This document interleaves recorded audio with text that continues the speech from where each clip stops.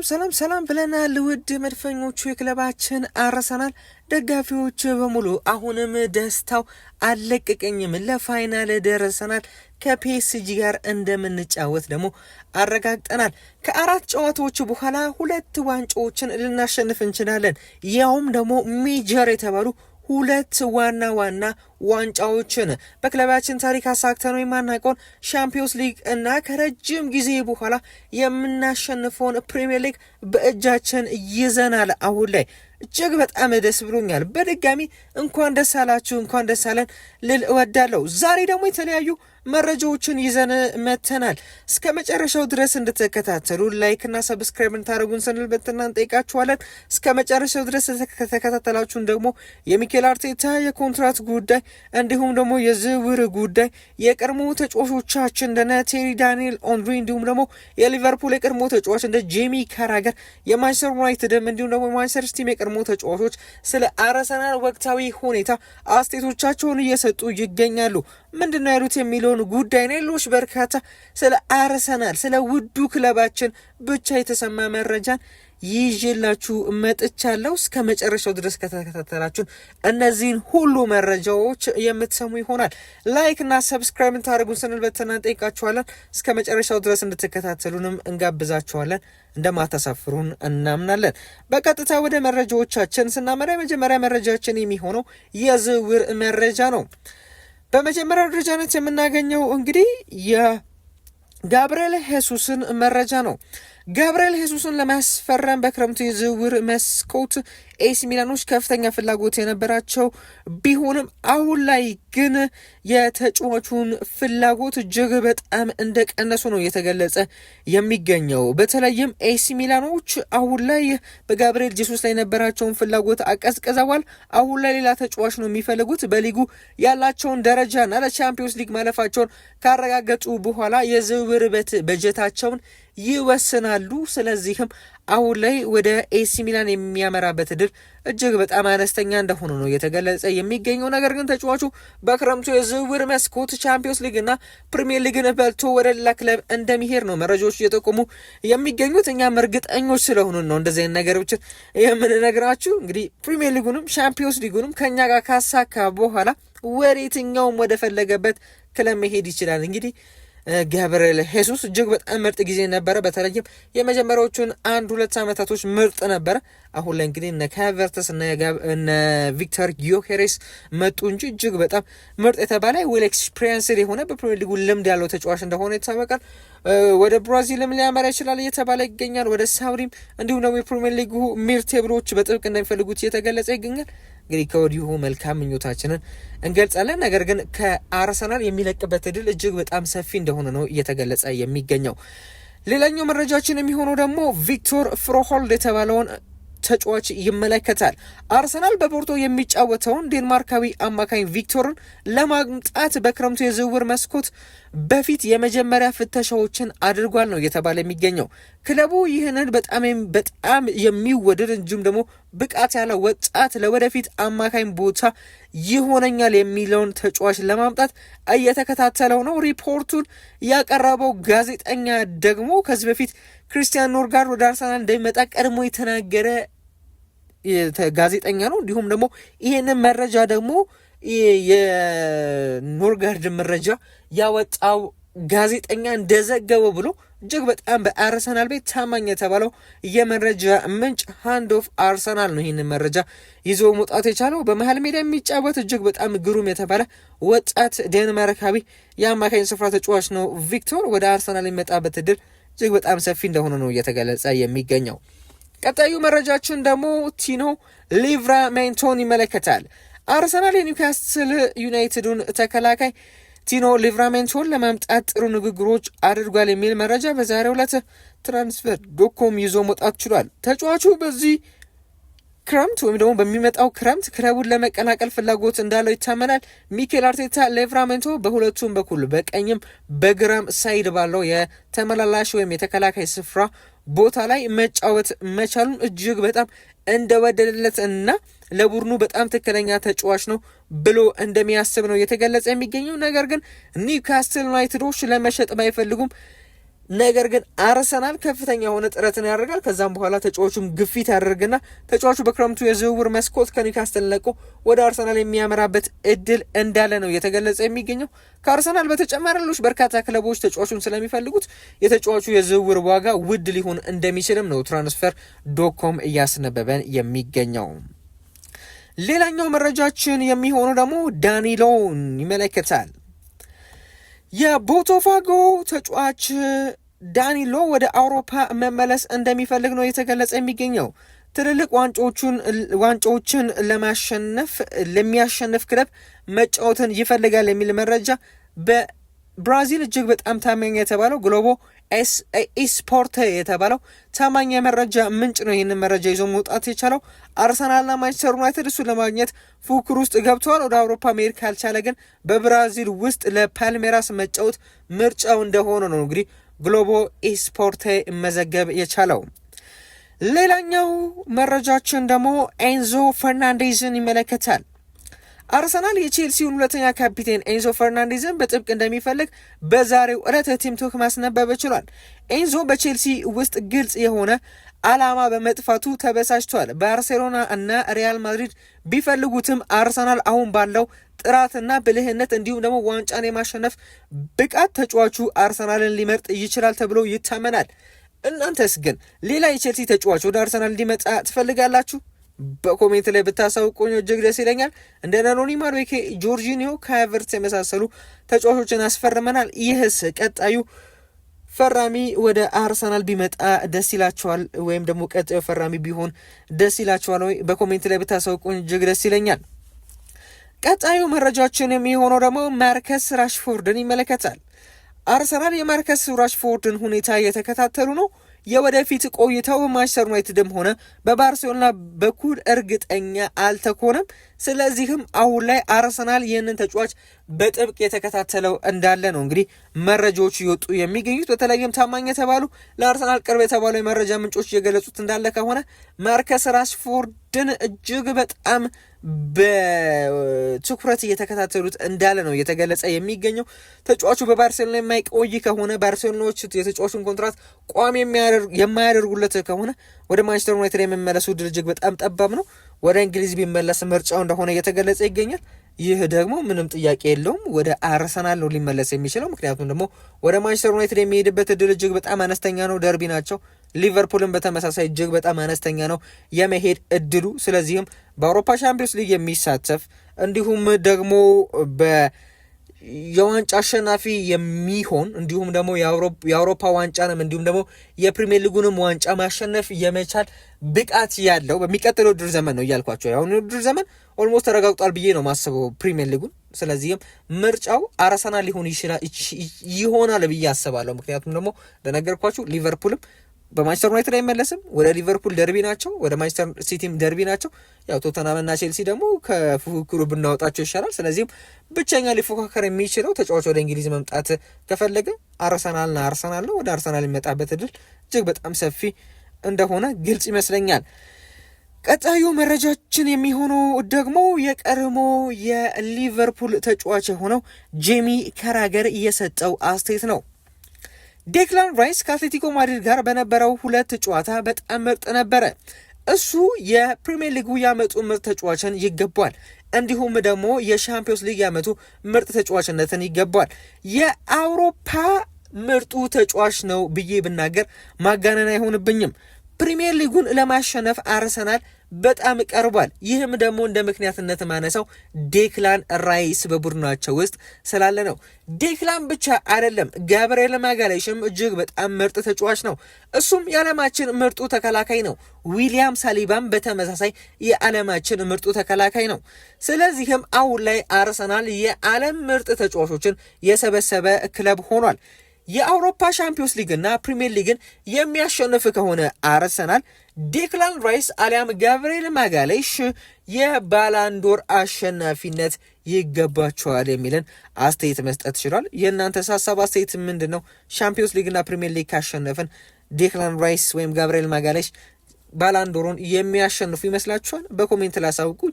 እኔ በ10 ጣቴ ፈርማለሁ የዴክላን ራይስ ነው ብዬ አስባለሁ። ሌላኛው አስተያየቱን መስጠት የቻለው ደግሞ ኦዌን ሃርግርቪስ የተባለው የቀድሞ ተጫዋች ነው። አርሰናል የሻምፒዮንስ ሊግ ዋንጫን የማሸነፍ እድል አላቸው። ተከላካዮቻቸውና በረኛው በጣም ጎበዝ ናቸው። ራሳቸውን ማመን ብቻ ነው ያለባቸው። በሜንታሊቲ ደረጃ እጅግ በጣም ጠንካራ ሊሆኑ ይገባል። ካለበለዚያ ግን ሊቸገሩ ይሆናል። ምክንያቱም ደግሞ ተጋጣሚያቸው ፒኤስጂ ነው። ፒኤስጂ ደግሞ የአምና አሸናፊ ነው። የዋንጫ ሜንታሊቲ አላቸው። ስለዚህም ይሄንን ነገር ማሻሻል የሚችሉት ሜንታሊቲያቸውን በማሻሻል ነው ብዬ አስባለሁ። የአውሮፓ ሻምፒዮንስ ሊግን ለማሸነፍ በሜንታሊቲ ደረጃ ብቻ ሳይሆን በፊዚካልም ደረጃ እንዲሁም ደግሞ በብቃትም ደረጃ ቶፕ ልትሆን ይገባል። አሁን ላይ በዛ ደረጃ ማን ነው ቶፕ የሚለውን ነገር ብትጠይቁኝ አርሰናል ነው ብዬ መልስላችኋለሁ። ስለዚህም አርሰናል የዘንድሮን የአውሮፓ ሻምፒዮንስ ሊግ ዋንጫን የሚያሸንፍበት እድል እጅግ በጣም ሰፊ ነው ሲል ለቲኤንቲ አስተያየቱን መስጠት ችሏል። ሌላኛው አስተያየቱን መስጠት የቻለው ደግሞ የቀድሞ የሊቨርፑል ተጫዋች የሆነው ስቲቨን ጀራርድ ነው። በፋይናል ጨዋታ ላይ ማንኛውም ነገር ሊፈጠር ይችላል። አርሰናል ጉልበታቸውንና ቁመታቸውን ወይም ፊዚካላቸውን ተጠቅመው ፒኤስጂን ካስጨነቁ የማሸነፍ እድል አላቸው። አሁን ላይ በፊዚካል ረገድ አርሰናል የተሻለ ነው። ፒኤስጂ የዋንጫ ሜንታሊቲ አላቸው።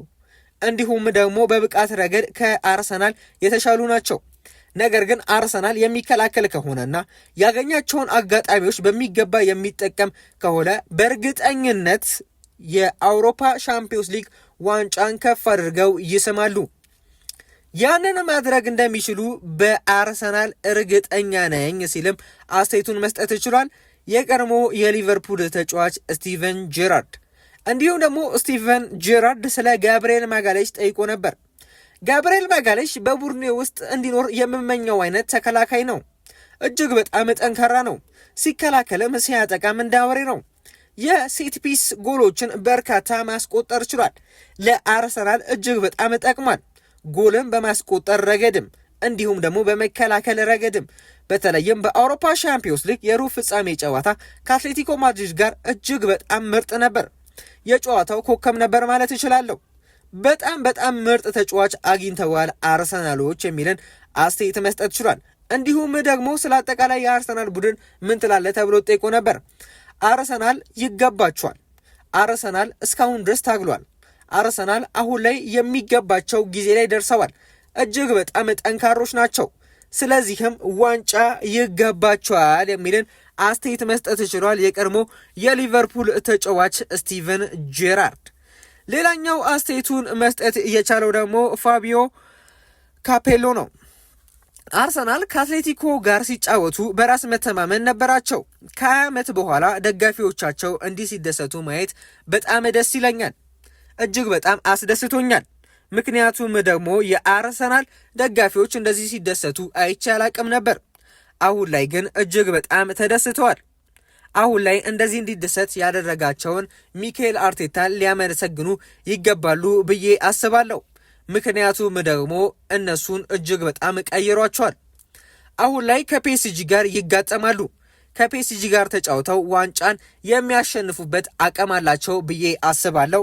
እንዲሁም ደግሞ እድል ከነሱ ጋር ይሆናል ብዬ አስባለሁ የሚልን አስተያየት መስጠት ችሏል። ይህ የቀድሞ የኤስ ሮማ፣ የጁቬንቱስ፣ የኤሲ ሚላን እንዲሁም ደግሞ ለጣሊያን ብሔራዊ ቡድን ተሰልፎ መጫወት በርካታ ጨዋታዎችን መጫወት እየቻለ እጅግ በጣም ግሩም የሆነ ተጫዋች እንግዲህ ይህን አስተያየት መስጠት ችሏል። እንግዲህ በመሃል ሜዳው እጅግ በጣም የሚደነቅ ተጫዋች እንደሆነ ይታወቃል። እንዲሁም ደግሞ በአሰልጣኝነት ራሱ በርካታ ቦታዎች ላይ መስራት እየቻለ እንዲሁም ደግሞ በጣም ሰክሰስፉል መሆን የቻለ የቀድሞ አሰልጣኝ እንደሆነ ይታወቃል። በኤሲ ሚላን ቤት የጣሊያን ሴሪያ አሸናፊም እንዲሁም ደግሞ በ1994 እንደ አውሮፓውያን አቆጣጠር የዩኤፋ ሻምፒዮንስ ሊግን ማሸነፍ ችሏል ከኤሲ ሚላን ጋር። እንዲሁም ደግሞ ከሪያል ማድሪድ ጋር ደግሞ ላሊጋን 2 ጊዜ ማሸነፍ ችሏል። ከኤስ ሮማ ጋር በማሰልጠን ደግሞ ሮማዎችን እንግዲህ በ2001 እንደ አውሮፓውያን አቆጣጠር ማለት ነው የሴሪኤን ዋንጫን እንዲያሸነፉ ማድረግ ችሏል። እንዲሁም ደግሞ በጁቬንቱስ ቤትም ማሰልጠን ችሏል። እንዲሁም ደግሞ የእንግሊዝ ብሔራዊ ቡድንም ከ2008 እስከ 2012 ማሰልጠን የቻለ እጅግ በጣም ግሩም የሆነ አሰልጣኝ እንዲሁም የቀድሞ ትልቅ ተጫዋች ነው። ይህን አስተያየት መስጠት ችሏል። ሌላኛው አስተያየቱን መስጠት የቻለው ደግሞ ፖል ስኮልስ ነው። ይህ የቀድሞ የማንቸስተር ዩናይትድ ተጫዋች ምንድነው እያለው አርሰናል የሚጫወቱበት መንገድ አላስደሰተኝም። እንደ ድሮ የማንቸስተር ዩናይትድ ቡድን ታላቅ ቡድን ናቸው ብዬ አላስብም። ሲቲንና ሊቨርፑልን አላሸነፉም። የእነሱ ጨዋታ አሰልቺ ነው። በረኛውና ተከላካዮቹ እርስ በርስ ሲቀባበሉ መመልከት አሰልቺ ነው። ይህንን የውድድር ዘመን በዋንጫ ካላጠናቀቁ እጅግ በጣም ሊቆጩ ይገባሉ። እንዲሁም ደግሞ ከዋንጫ ጋር ቢያጠናቅቁ ራሱ ሊደሰቱ አይገባም የሚልን አስተያየት መስጠት ይችላል። እንግዲህ ያው እንደ ለመረጃነት አቀረብኩት እንጂ ይህ እንኳን የቀድሞ ተጫዋች ተብሎ ራሱ ሊቀርብ ራሱ አይገባም። እንግዲህ ይህንን መረጃ ስላቀረብኩላችሁ ከወዲሁ ይቅርታ መጠየቅ እፈልጋለሁ። እጅግ በጣም የማንቸስተር ዩናይትድ የቀድሞ ተጫዋቾች የማይሆን አስተያየት እየሰጡ ይገኛሉ። እንግዲህ ደርቢያቸው ሲቲ ነው፣ በከተማም ደረጃ በተለያዩ ነገሮች ደረጃ ሲቲ ነው ደርቢያቸው። ነገር ግን ለምን ከአርሰናል ጋር በዚህ ልክ እንዳጠማመዳቸው እጅግ በጣም የሚያስገርም ጉዳይ ነው። እንግዲህ እንደዚህ አይነት አስተያየቶችን በማቅረቤ በተለይም ደግሞ የማንቸስተር ዩናይትድ የቀድሞ ተጫዋችን አስተያየት በማቅረቤ እጅግ በጣም ይቅርታ ጠይቃለሁ። ሌላኛው አስተያየቱን መስጠት እየቻለው ደግሞ እንግዲህ ኢማኑኤል አዴባዮር ነው። እጅግ በጣም ሊሰማ ማይገባ ተጫዋች እንደሆነ አውቃለሁ። ነገር ግን የሰጠው አስተያየት እንግዲህ በማህበራዊ ሚዲያ ላይ እጅግ በጣም ሲናፈስ ስለነበረ ነው እንግዲህ ይሄንን አስተያየትን ሊያቀረብኩላችሁ። የቀድሞ የሞናኮ፣ የአርሰናል፣ የሲቲ፣ የሪያል ማድሪድ፣ የቶተናም እጅግ በጣም በአርሰናል ዘንድ የሚጠላ ተጫዋች ቢሆኑም ነገር ግን የሰጠውን አስተያየት እስቲ እንመልከት። በተለይም በማህበራዊ ሚዲያ ላይ በጣም መነጋገሪያ ስለነበረ ነው እንግዲህ ያቀረብኩላችሁ። ማንቸስተር ሲቲ የሚያሸንፍ ይመስለኛል ይላል፣ ግን አርሰናል እንዲያሸንፍ እመኛለሁ፣ ምክንያቱም ደግሞ ለረጅም ጊዜ ለፍተዋል የሚልን አስተያየት መስጠት ይችላል ኢማኑኤል አዴባዮር። እውነትን ነው እንግዲህ እስቲ ከልቡ ከሆነ እንግዲህ እስቲ እንደሚመኝ እስቲ እናያለን። እንግዲህ ምኞቱ እንዲሳካ እመኛለሁ ማለት አልፈልግም። ያው ለሚዲያ እየተናገሩ ይመስለኛል። በጭራሽ አርሰናል እንዲያሸንፍ የሚመኝ አይመስለኝም። ነገር ግን እኛ የአዴባዮርና የሲቲም የማንቸስተር ዩናይትድ የሁሉንም ጨጓራ ልጠን እስቲ ዋንጫውን እንደምናሸንፍ የሚያምን አንድ የአርሰናል ደጋፊ ይበቃኛል። በኮሜንት ላይ እስቲ ጻፉልኝ እንደምናሸንፍ የዚህ ውድድር ዘመንና የሚቋጥሩብንን ከረጅም ዓመት ከ4 ዓመት ጀምሮ እስካሁን ድረስ ሚዜ ሲሉን የነበሩትን ደጋፊዎች የቀድሞ የሊቨርፑል፣ የማንቸስተር ዩናይትድ፣ የሲቲ ተጫዋቾች የኛ ጠላቶች አንጀት እንደምናሳርር እንደምናቃጥል እስቲ የምታምኑ በሙሉ በኮሜንት ላይ እስቲ ዋንጫው የኛ ነው ቋጣሪን አንጀት እናቃጥላለን ብላችሁ በኮሜንት ላይ ጻፉልኝ። ሌላኛው ደግሞ አዴባዮር መስጠት የቻለው ስለ ዮኬሬስ ነው። ጥሩ ተጫዋች ነው፣ ግን አርሰናል ለመጫወት የኳስ ክህሎቱንና አዟዟሩን ማሳደግ አለበት ብዬ አስባለሁ የሚል አስተያየት መስጠት ችሏል። የቀድሞ የማንቸስተር ሲቲና የአርሰናል የቶተናም ተጫዋች ኢማኑኤል አዴባዮር። ሌላኛው አስተያየቱን መስጠት የቻለው ደግሞ የቀድሞ ሌጀንዳችን እጅግ በጣም የምንወደው እጅግ በጣም የምናደንቀው የቀድሞ ተጫዋቻችን ቴሪ ዳንኤል ኦንሪ ነው። ዛሬ ጠዋት በፈገግታ ነው የነቃውት። አርሰናል ለሻምፒዮንስ ሊግ ፋይናል ከደረሰ 20 ዓመት ሆኖታል። ፒኤስጂ ልምድ አላቸው፣ ነገር ግን አርሰናልም ጎል አይቆጠረባቸውም። እኔ ያላደረግኩትን እነሱ እንዲያደርጉ ዋንጫውን እንዲያነሱ እመኛለሁ የሚልን አስተያየት መስጠት ይችላል። ምኞት እየሳካለህ ማለትም እንፈልጋለን። ሌላኛው መረጃችን የሚሆነው ደግሞ ሚኬል አርቴታን ይመለከታል። አርሰናል በይሄ ዓመት ከጠናቀቀ በኋላ ለአሰልጣኝ ሚኬል አርቴታ አዲስ የኮንትራት ስምምነት ሊሰጡት ተዘጋጅቷል ሲል ፋብሪዚዮ ሮማኖ በሰበረ መልኩ ይህን መረጃ ይዞ መውጣት ችሏል። የክለቡ ባለቤቶች የዚህ ዓመት ውጤት ምንም ይሁን ምን ሚኬል አርቴታ ኮንትራቱን እንዲያራዝም ቀድመ ወስነዋል። አርቴታ አርሰናልን በጣም ይወዳል፣ በሰሜን ለንደን መቀጠል ብቻ ነው የሚፈልገው የሚል መረጃ ፋብሪዚዮ ሮማኖ ይዞ መውጣት ችሏል። የእናንተን ሀሳብ አስተያየት በኮሜንት ላይ አሳውቁኝ። ቀጣዩ መረጃችን የሚሆነው ደግሞ ስካይ ስፖርት ይዞት የወጣው እጅግ በጣም ትልቅ መረጃ ነው። መረጃው ምንድን ነው የሚለውን ነገር ስንመለከት አርሰናል በዚህ ዓመት በሜዳ ላይ ባሳየው ጥሩ ውጤት ምክንያት በእንግሊዝ ውስጥ ሀብታሙ ክለብ ለመሆን በመንገድ ላይ ነው።